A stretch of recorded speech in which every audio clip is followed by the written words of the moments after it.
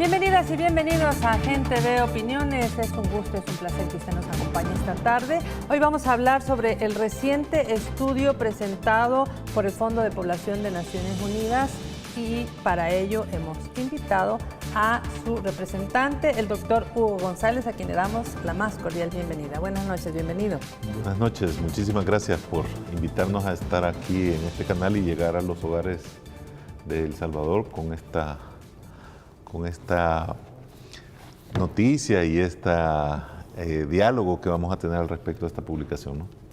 Claro que sí. El pasado 26 de septiembre, hace 6 días, el UNFA, por sus siglas en inglés, el Fondo de Población, presentó este interesante estudio que es sobre el costo económico del embarazo en niñas y adolescentes. Datos importantes que usted en casa nos gustaría que los reflexionara. Lo que le cuesta al país, al gobierno, a la sociedad, una niña y una adolescente embarazada. En todos sentidos, y es lo que vamos a tratar de conocer esta noche. Y para ello quisiéramos empezar con que nos contara en qué consistió el estudio, qué mide, cuál fue la metodología y el análisis que ustedes realizaron. Bueno, en realidad esta publicación complementa 3 publicaciones anteriores, ¿no? En primer lugar, el año pasado se lanzó la publicación del mapa del embarazo adolescente, en el cual lo que se trataba de ver era estadísticamente y epidemiológicamente qué estaba pasando con el embarazo, qué ocurrencia existía, ¿no?, en todos los municipios del país, en los 262 municipios, y cómo además se vinculaba con algunas otras variables como el acceso a la educación y además el registro de violencia sexual, ¿no?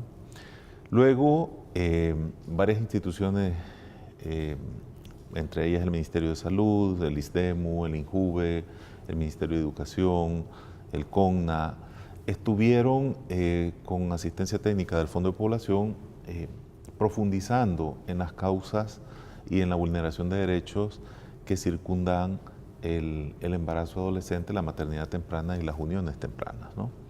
Ahí se pudieron observar muchas situaciones desafortunadas que circundan, como bien decía, estos dos fenómenos, ¿no? Luego se hizo este año otra publicación que se llamó El costo social, ¿no? Y que básicamente ya era algo más cualitativo, donde niñas narraban efectivamente las circunstancias en las cuales se suscitaron en su maternidad temprana y en algunas de ellas en las uniones también, ¿no? Y además cómo ellas vivieron esa situación y cómo la estuvieron viviendo, ¿no?, hasta el momento de su narración, ¿no? Y en esta ocasión el costo económico del embarazo en niñas y adolescentes lo que trata de abordar es una perspectiva más económica, ¿no? Apartándose un poco del lenguaje tradicional de lo que es el enfoque de derechos hacia un lenguaje más economicista, no para poner cifras sobre cada historia o sobre esta situación, sino para abordar desde una perspectiva diferente y para también brindar información hacia audiencias que normalmente gustan de este tipo de lenguaje, ¿no? Obtener esa sensibilidad sobre lo que ocurre al respecto. Porque muchas veces se piensa, incluso en el galimatías popular, que la situación que circunda el embarazo es un problema de la niña y que la niña se lo buscó, una incluso expresión un tanto misógena, ¿no? Sin tomar en cuenta las estadísticas que se han estado difundiendo al respecto. Por ejemplo, casi el 40% de las niñas que tuvieron un parto en el año 2012, entre los 10 y 12 años, lograban identificar que habían sido lamentablemente sobrevivientes o víctimas de violencia sexual, ¿no? Eso no quiere decir que habían sido todas, sino que las que lograron identificarlo y decirlo, ¿no? Por ejemplo. Pero al final también lo que trata este estudio de posicionar es que no es una situación que el impacto va a estar únicamente restringido a la niña o adolescente y a su familia, sino que la sociedad en su conjunto se va a ver tarde o temprano impactada, en tanto el Estado no percibe beneficios en forma de recursos desde esta población, porque simplemente no estuvo, o sea, se truncaron sus proyectos educativos y con ello una serie de aspectos que podemos profundizar más adelante. Y esos ingresos no percibidos por el Estado, por supuesto que diezman la capacidad de para volcarlos hacia programas sociales que beneficien generaciones y generaciones. Claro. Es un estilo de trueque social, porque el Estado se vuelve dentro del concepto de Estado inversor social, ¿no? En un distribuidor que hace que una generación solidariamente aporte para que la próxima generación obtenga también el beneficio de la inversión que el Estado hizo en esta generación para beneficiar a otra generación. Entonces se vuelve como un estado de trueque social, ¿no? Interesante cómo el UNFA ha venido desde el mapa de embarazo adolescente, donde se llama la atención la cantidad, más de 25,000 niñas y adolescentes pariendo, lo cual tiene un costo social, como fue el segundo estudio. Importante el cómo visibilizar que la niñez, la adolescencia, a partir de contar los testimonios de cada una de las niñas, que muchas sufrieron abuso sexual al interior de la casa, al interior del hogar, en la escuela misma. Y ahora este costo económico, que como usted dice, pues también es, si aportamos en la niñez y en la adolescencia, ¿cuánto también va a tener de crecimiento el país y la sociedad en sí? Quisiéramos entonces que nos hablara de cuáles son los principales resultados que arroja este estudio en términos económicos. Si habláramos de Julia y de Marta, de estas niñas que una estudió, la otra no llegó a terminar una carrera profesional y que vienen de un extracto social igual, en la misma escuela, pero que hubo una condición ahí de embarazo temprano. ¿Cuál es, digamos, como este dato que le puede quedar a la ciudadanía de la inversión que hace el gobierno? Porque además también es un gasto en salud y otros, ¿verdad? En el tema escolar también. Entonces, ¿cómo están como los principales resultados? Bueno, el estudio en realidad hace una medición de aspectos tangibles, no profundiza en aspectos intangibles, sobre todo porque utiliza algunas herramientas, digamos, financieras para hacer una evaluación de cuán rentable es la inversión social cuando ésta se ve de alguna manera truncada por situaciones como la maternidad temprana, ¿no?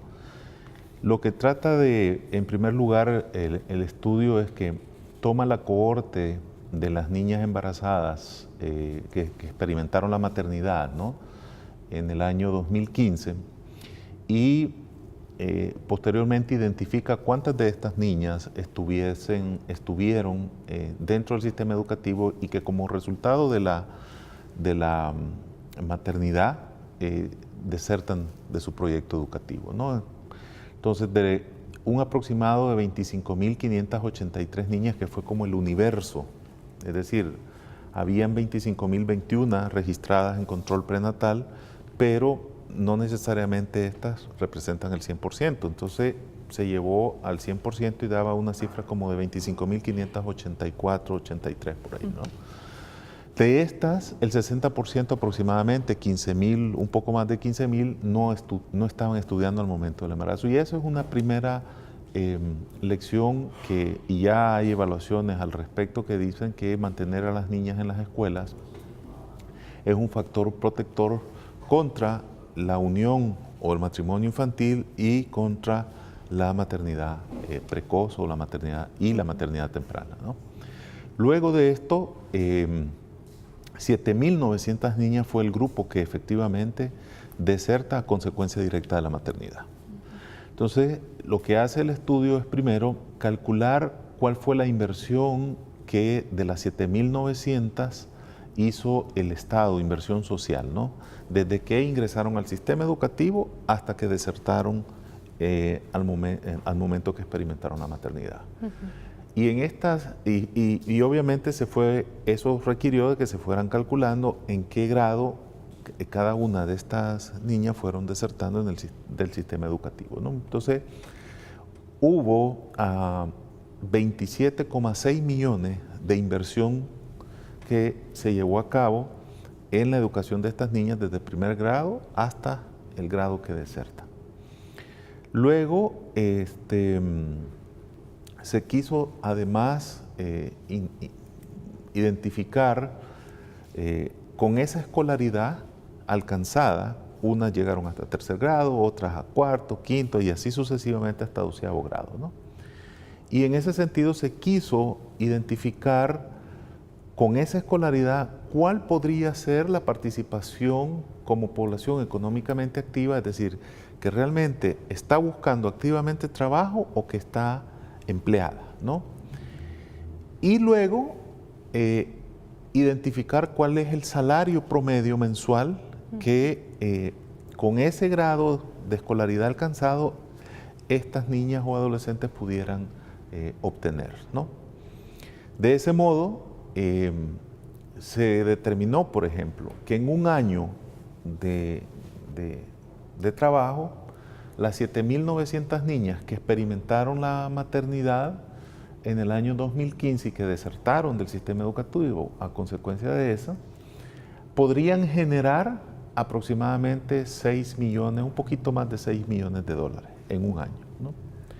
Ahora, este grupo se comparó con otro grupo de niñas similar, 7.900, que no necesariamente experimentan la maternidad antes de los 20 a 24 años de edad, y entonces también ver cuál sería su participación como población económicamente activa y sus salarios promedio de acuerdo a las escolaridades alcanzadas.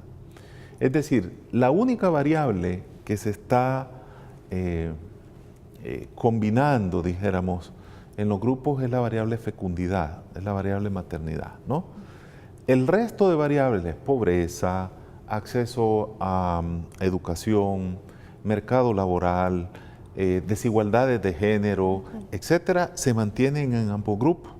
Lo único que está condicionando es la fecundidad. Y entonces, en este otro grupo que postergan la maternidad después de los 20 a 24 años, los ingresos son 198% más altos que el resto que el otro grupo que experimentó la maternidad antes de los 19 años. Entonces, si uno parte de la premisa que a mejor niveles de escolaridad tiene mejor participación o mayor participación como población económicamente activa, que tiene mayor oportunidad a obtener mejores salarios, que los mejores salarios podrían significar mayor recaudación fiscal, obviamente en estados o en mecanismos que disminuyen la elusión o la evasión fiscal, entonces habría mayores recursos para la inversión social, ¿verdad? Llevando eso, entonces parte una de las preguntas. Al examinar esta situación, ¿qué es, en primer lugar, lo que hace la diferencia entre ambos grupos? Y posteriormente es, ¿qué pasa si proyectamos a 40 años de vida laboral, ¿no?, los ingresos de estas niñas con maternidad antes de los 19 años o sin maternidad hasta después de los 24 años, ¿no? Para ver cómo se comporta en relación a la generación en primer lugar, la inversión que se hace en la educación y luego la generación de tributos y el descuento de los tributos sobre la inversión para ver cuál es la tasa de retorno y posteriormente ver con otras herramientas si la inversión fue rentable o no fue rentable en ese sentido. Muy bien, con esto nos vamos al primer bloque y ya vamos a desenmarañar un poco esto de la tasa de retorno y cómo realmente hay obviamente un mayor ingreso de aquellas niñas que logran terminar una carrera universitaria y que no se embarazan antes de los 20 años. Ya regresamos.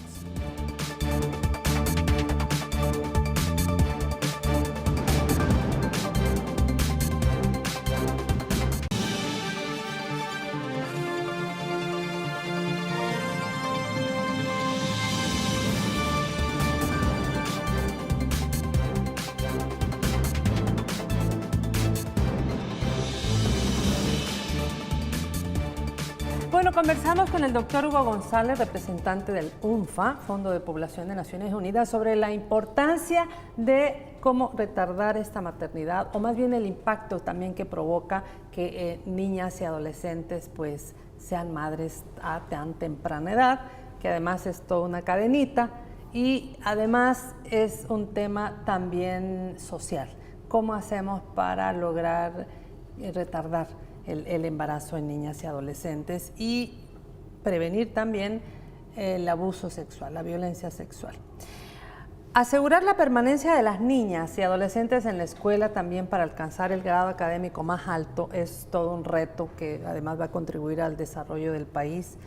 Quisiéramos, antes de que usted nos explique todo este tema del retorno fiscal, presentar un fragmento de la animación que el mismo Fondo de Población elaboró para que entendamos más didácticamente de qué estamos hablando.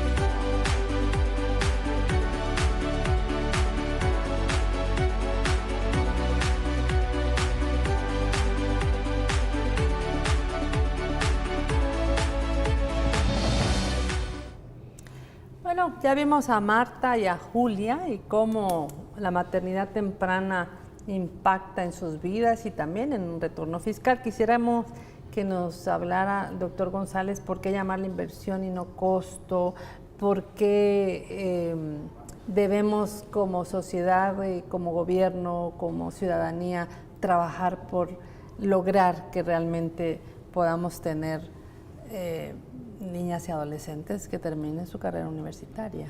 Bueno, en el documento que usted mostraba al inicio del programa, existe una parte donde se conceptualiza por qué llamarle inversión social y no gasto, ¿no? Y se contrastan dos teorías, pudiéramos decirlo así, la teoría keynesiana y la teoría de Giddens, ¿no? Donde el documento propone quedarse con la última, en la cual se conceptualiza que el desarrollo y la inversión que los estados deben hacer, ¿no?, bajo ese concepto de desarrollo social, se da una búsqueda de brindar habilidades a las personas para que logren alcanzar empleos de calidad, ¿no? Y que esos empleos de calidad al final regresen o resulten en un mejor desarrollo de los países y en un bienestar para las mismas personas, ¿no? Es decir, ese concepto lo que trata de exponer es que es mejor preparar que reparar, ¿no? Prevenir que lamentar, en otras palabras. Tal vez, ¿no? Entonces, ese es el concepto del cual parte el estudio también sobre el retorno fiscal de la inversión social, ¿no? Claro. Porque al final, cada uno de nosotros y nosotras somos responsables de hacer un retorno sobre la inversión que se obtiene de diferentes formas, ¿no? Y ese retorno se expresa, en el caso de este estudio, en dos vías que son bastante tangibles, ¿no? Una indirecta, que es el IVA, y otra directa, que es el ICR, ¿no? El ICR, que está directamente vinculada a los ingresos que uno percibe y declara, y otra relacionada a lo que uno consume y a los patrones de consumo que uno tiene, ¿no? Entonces, lo que trata de hacer el estudio es contrastar esos patrones de consumo y de aportación sobre la base de los ingresos de acuerdo a las capacidades de generación de ingresos de cada individuo. Y obviamente la capacidad de generación de ingresos de cada individuo está en el común denominador regulada por el grado alcanzado. Es decir, una persona que alcanzó 5,7 grados, como es el promedio de escolaridad que alcanzan las niñas que experimentan la maternidad y que desertan de la escuela, versus la escolaridad que alcanzan. El estudio, por ejemplo, utiliza y expone en el documento a un grupo de mujeres que fueron, y es la encuesta, si no me recuerdo mal, es la encuesta de hogares de propósitos múltiples, la que expone, se les pregunta a mujeres de 20 a 24 años cuándo experimentaron la maternidad, ¿no?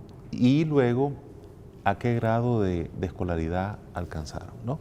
Entonces se observa como, por ejemplo, de este grupo de mujeres que dijeron experimentamos la maternidad antes de los 19 años, el 73%, si no recuerdo mal, se llega a quedar en una educación básica y solamente casi el 4%, 3,8% logra un grado universitario. Mientras tanto, aquel grupo de mujeres que logran postergar su maternidad después de los 20 a 24 años, ¿no? Solamente por 26,7% aproximadamente se quedan con un grado de educación básica, es decir, hasta noveno grado, hasta el primero a noveno grado. Y casi el 30%, el 29,9%, alcanzan educación universitaria. Entonces, con solamente ese dato, uno puede observar que la fecundidad media en el grado que puede una niña lograr alcanzar su meta educativa. Obviamente que hay otros factores, porque el ideal sería que todas las niñas y adolescentes tuvieran la posibilidad y la oportunidad de alcanzar el mayor grado posible, ¿no? Pero hay otros factores, la pobreza, como decía antes, las desigualdades de género, etcétera, etcétera, etcétera. La educación para alimentar bien a los niños, a las niñas, llevarlas a la vacunación, que no se enfermen, la lactancia materna. Bueno, esos son intangibles ya, Ajá, ¿no? ajá. Si una mujer está bien educada, en primer lugar, al estar bien educada, cumple normas de higiene Claro. que van en beneficio de ella y de su familia, ¿no? Pero si además está bien educada, tiene la posibilidad de encontrar un empleo en el mercado laboral formal, Claro. que le genere mejores ingresos y con ello genere ahorros para el mejor bienestar de ella y de su familia, Claro. ¿no? Entonces sí, pero esos intangibles el estudio no los incorpora en los cálculos que hace, pero sí en el análisis, ¿no? Solamente los tangibles. Solo los elementos tangibles son los que se tratan de medir fundamentalmente, ¿no? El retorno de inversión, doctor, equivale que si se invirtiera $1 adicional, si se hubiese invertido $1 adicional en Marta, porque Julia sí estudió, el retorno es más o menos de 7,7 y 5,7 dólares por cada dólar invertido, lo cual es, pues, ya de ahí una ganancia. ¿Cuál podría ser el costo, doctor, de esta inversión adicional para disminuir los riesgos de una fecundidad temprana, para obtener mejor retorno de la inversión fiscal en general? Es decir, yo quisiera que pudiera ejemplificar más o menos para nuestra audiencia lo que implicaría que el gobierno y que la sociedad se preocupara por invertir en estas niñas y adolescentes para un futuro mejor, con mayor desarrollo. Bueno, en la primera parte sobre el retorno, ¿verdad? Efectivamente, lo que al final concluye el estudio no solo es cuánto se obtiene por cada dólar invertido en este grupo de niñas que experimentan la maternidad, sino cuán rentable también fue la inversión, ¿no? Y lamentablemente las cifras arrojan una rentabilidad en negativo, es decir, que efectivamente la maternidad temprana no logra que el Estado reciba unos recursos no solamente para poder llegar digamos, a reponer la inversión que se hizo, sino para reponer en el sentido de beneficiar a otras generaciones futuras, ¿no?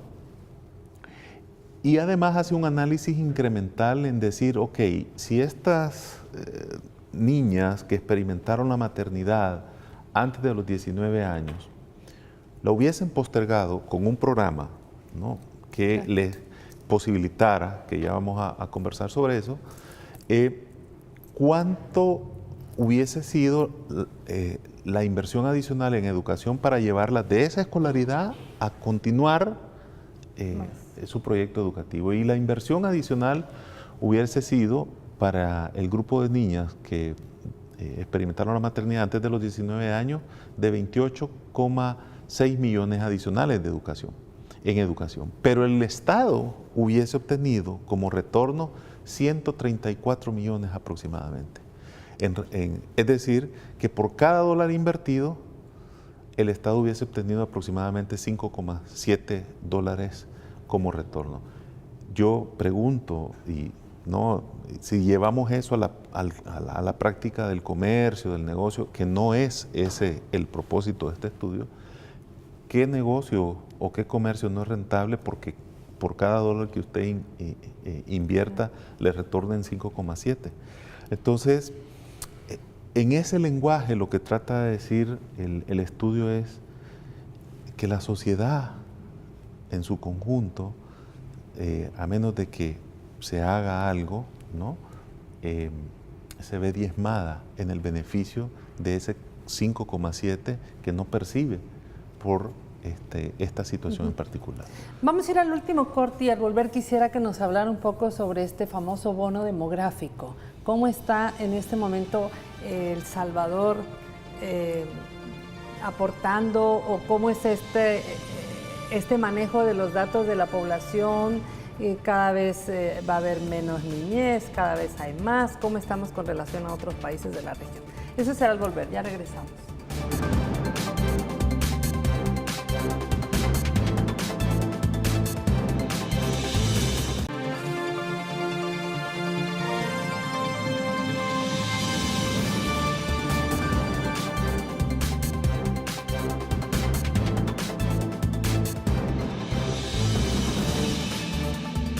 Conversamos con el representante del Fondo de Población de Naciones Unidas, el doctor Hugo González, y quisiéramos saber, bueno, después de 3 estudios ya hay mapa de embarazo adolescente, el costo social del embarazo y uniones tempranas en niñas y adolescentes, y ahora el costo económico del embarazo en niñas y adolescentes. ¿Qué hacer? ¿Cómo hacer? Bueno, el documento del costo económico trata también de poner eso en la reflexión, ¿no? ¿Qué se puede hacer? Y en ese sentido, hay uno que partir de la realidad, ¿no? ¿Cuál es la evidencia que existe, no simplemente en El Salvador, que sí la hay, sino a nivel mundial? Cada vez más los y las jóvenes están teniendo vida sexual activa a más temprana edad. Y ante esa realidad, a nivel mundial, ¿no? Y cada vez lo hacen sin necesidad de que exista un vínculo matrimonial, ¿no? Una unión. Y ante esa realidad, entonces, la pregunta que se plantea es ¿en qué condiciones,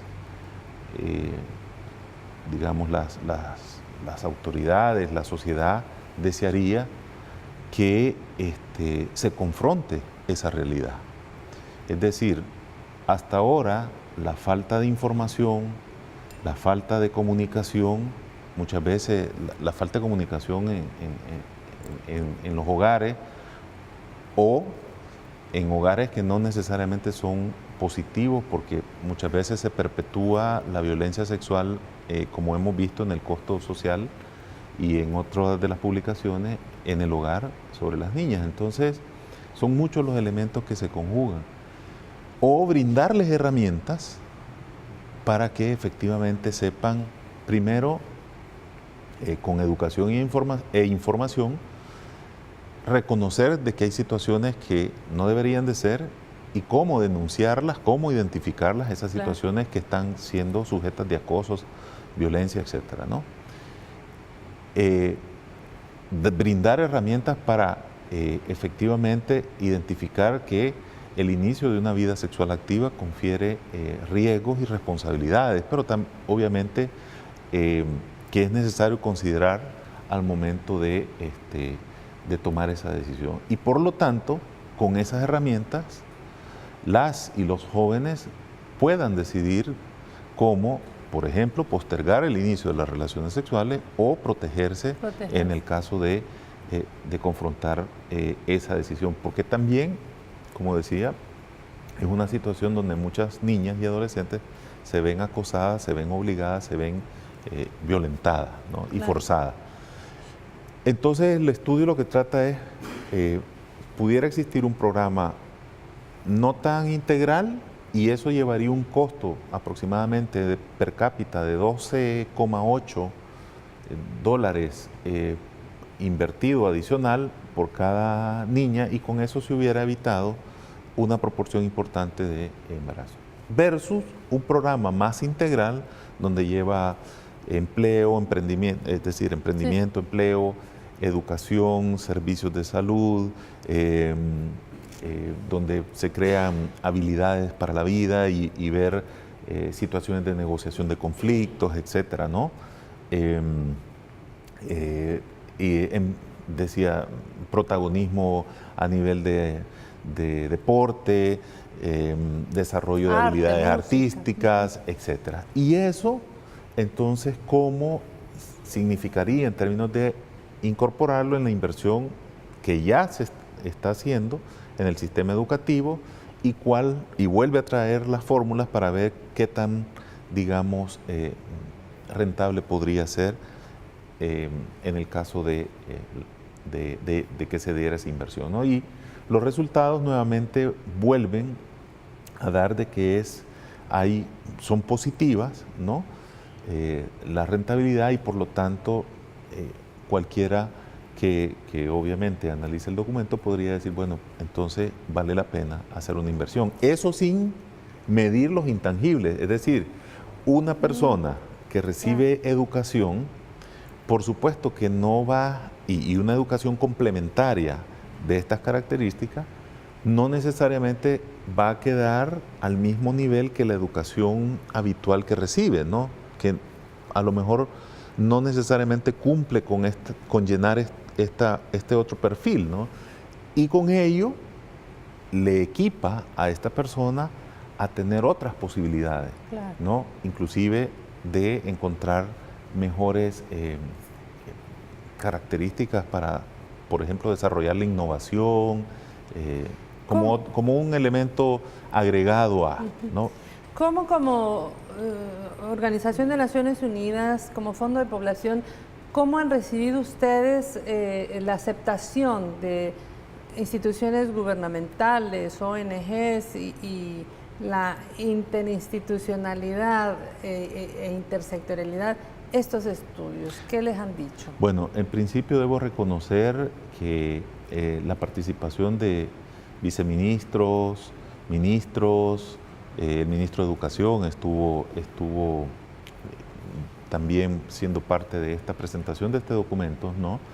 Y de directores, directoras, viceministras, es decir, hubo una afluencia interesante, parlamentarias, recuerdo que habían alrededor de 5 parlamentarias, es decir, hubo mucho interés, y además reconozco que en el Gabinete Social, por ejemplo, ha tomado la decisión de hace unos meses atrás, a partir de estudios anteriores, de desarrollar una estrategia que logre revertir la situación actual, ¿no? Y pues además que sea multisectorial, es decir, que no solamente tenga el enfoque médico o biomédico, sino que se expanda hacia otras instituciones y el quehacer de esas otras instituciones en su aporte a la prevención tanto del embarazo adolescente visto como efecto, donde las causas pueden ser violencia sexual, relaciones entre personas pares, ¿no? Entre pares, pero que no necesariamente estén sin protección, sin formación, etcétera, ¿no? Y situaciones en las cuales hayan uniones tempranas o matrimonios infantiles. Afortunadamente que ya el matrimonio infantil ya se prohibió, ¿no? Pero es una situación. Ahora, y eso las instituciones y sus titulares están llevando adelante ese ejercicio como parte de la sensibilidad que se mostró por ellos y el interés de todas las autoridades y del gobierno ante esa realidad, ¿no? Claro. Ahora, usted hacía una pregunta sobre Doctor, la dinámica, ¿no? Ya no nos va a dar tiempo de hablar del fondo demográfico, desafortunadamente. Bueno, lo dejamos vamos a dejar para una próxima. Para la próxima, entonces, ¿verdad? ¿No? Por ahora le queremos agradecer mucho y si nos dijera si está colgado en la web o algo el estudio para la gente que quiera consultarlos. Sí, por supuesto, ¿sí? Está la presentación. De hecho, la presentación que se hizo se publicó en vivo en las redes sociales, ¿no? Y también el documento está accesible a la web en UFPA El Salvador. Lo pueden encontrar el estudio del costo económico y las otras 3 publicaciones adicionales que comentamos al inicio del programa. Muy bien, gracias doctor por venir esta noche. Y gracias a ustedes por su sintonía. Vean la página del UNFA, vean en Facebook Live la presentación de este estudio. Hay animaciones interesantes de las cuales podemos aprender mucho. Y pues a tomar medidas, ¿verdad? Es también una tarea de todos y de todas. Gracias por su sintonía. Mañana a las 7 de la mañana esta entrevista en retransmisión y 7 de la noche una nueva entrevista aquí en Gen TV Opiniones. Gracias.